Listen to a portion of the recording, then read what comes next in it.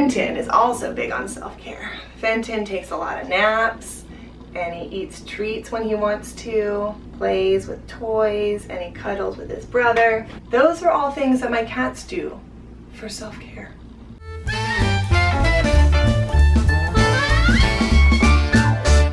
Hi babes! Welcome back to my channel. May is Mental Health Awareness Month, and last year I did a video about my own mental health journey, which I will link in the description box below. This year, in honor of Mental Health Awareness Month, I wanted to talk about self-care. A lot of you guys have actually reached out to me, asking me about self-care and what it is that I do. It's actually taken me a long time to understand self-care and to implement it into my own life. Okay, so the thing about self-care is that it has been glamorized and essentially sold to women as this kind of treat yourself indulgence. I mean, the phrase itself, self-care, has kind of turned into like an Instagram buzzword that evokes thoughts of like bubble baths and face masks and yoga, but that's not exactly what self-care is. Self-care goes hand in hand with self-love, and it's actually a daily practice. I would go so far as to even say that it's a discipline.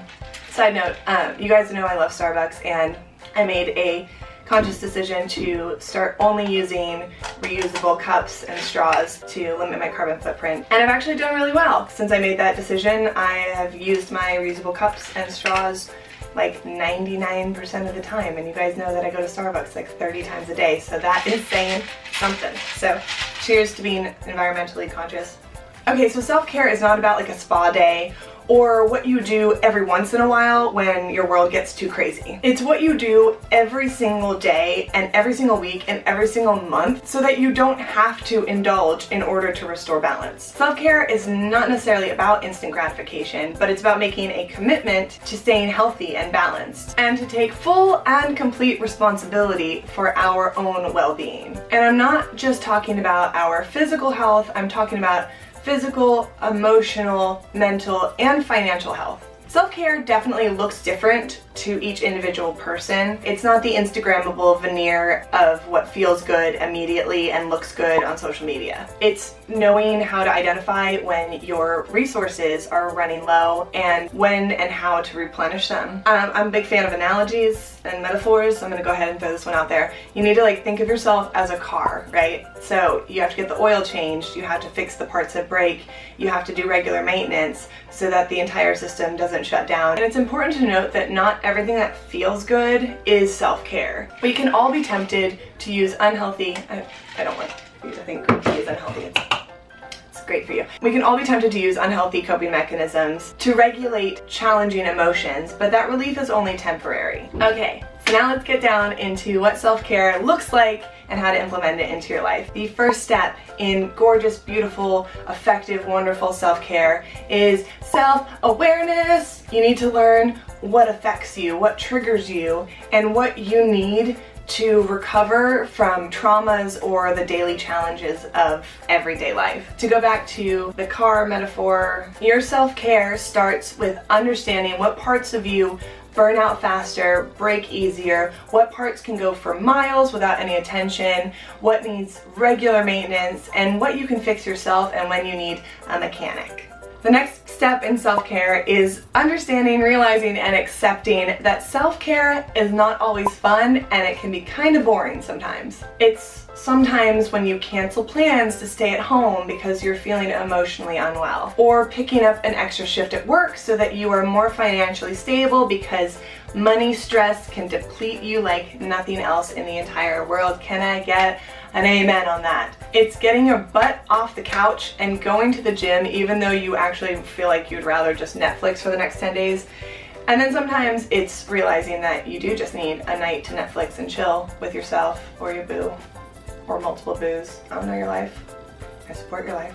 Self-care is about recognizing that your needs don't have to come second to other people in your life, and that saying no can be powerfully healing. I know that that can be super hard when you're a parent or have people dependent on you, especially because we've been taught our entire lives, especially as women, to put others before ourselves. But the thing about self-care is that self-care is not selfish. It is necessary, and if you're doing it right, you will have so much more energy to take care of all those around you without feeling burnt out. One of the main excuses I hear and people make for not doing self-care is a lack of time. But I'm gonna myth bust that right now. Because self-care is so specific to each individual, it doesn't have to be a spa day that you take away from all of your responsibilities in daily life. The trick about self-care is to understand what you need every single day and every single week and every single month to be the best, most healthy you possible. If it doesn't become a part of your lifestyle, it stays an indulgence. There are essentially 5 categories of self-care. The first one is sensory, which is what you do to calm your mind and reconnect with your senses. This is the type of self-care that actually does involve things like bubble baths, face masks,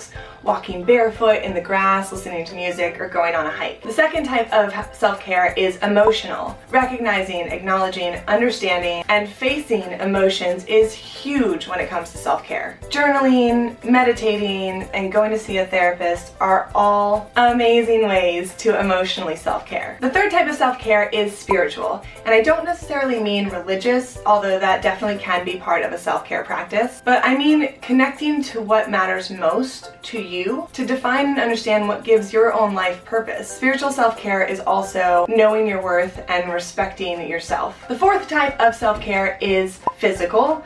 Exercise, eating well, sleeping, listening to your body and not pushing it when it actually needs to rest is also self-care. Your health is your wealth, and if you don't have health, you've got nothing else.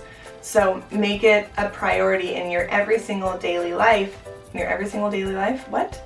And the fifth type of self-care is social. This might look different depending on whether you are an introvert or an extrovert, but the majority of people, whether introverts or extrovert, need human connection. And this type of self-care is both about spending time with people who make you feel so good, badass bitch that you are, and it's also about staying the fuck away from negative, toxic people who bring you down and steal color from your life. So I'm gonna tell you a little bit about what self-care is in my world, because the idea of taking a bubble bath actually gives me anxiety. That's not relaxation to me. Going on a hike, that sounds bomb. Going to see my therapist, that sounds like an awesome way to spend an hour. Going to the gym regularly is extraordinary self-care for me. I've done a lot of self-reflection to get rid of what society has told me self-care looks like and to figure out what it looks like for me and then to honor that. Because for me, what makes me feel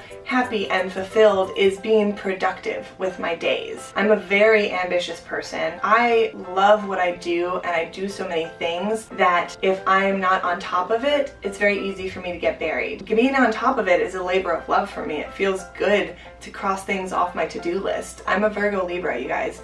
I write a lot of lists and I like balance. Keeping my house clean, those are things that translate to me as self-care. May sound dumb and you may not even equate doing the dishes as self-care, but for me, it is. While productivity is huge for my self-care, I also know when I'm pushing myself too hard and when I'm getting sick instead of thriving. So that's another part of self-care, is knowing when to rest and what rest looks like for you. Remember, self-care is things that you do every single day, every single week, every single month, so that you don't burn out and that you are able to have joyful energy to take care of yourself and others around you. I've noticed in my own world that when I'm suffering from a lack of self-care, all my relationships suffer, from family to friends to romantic lady friends.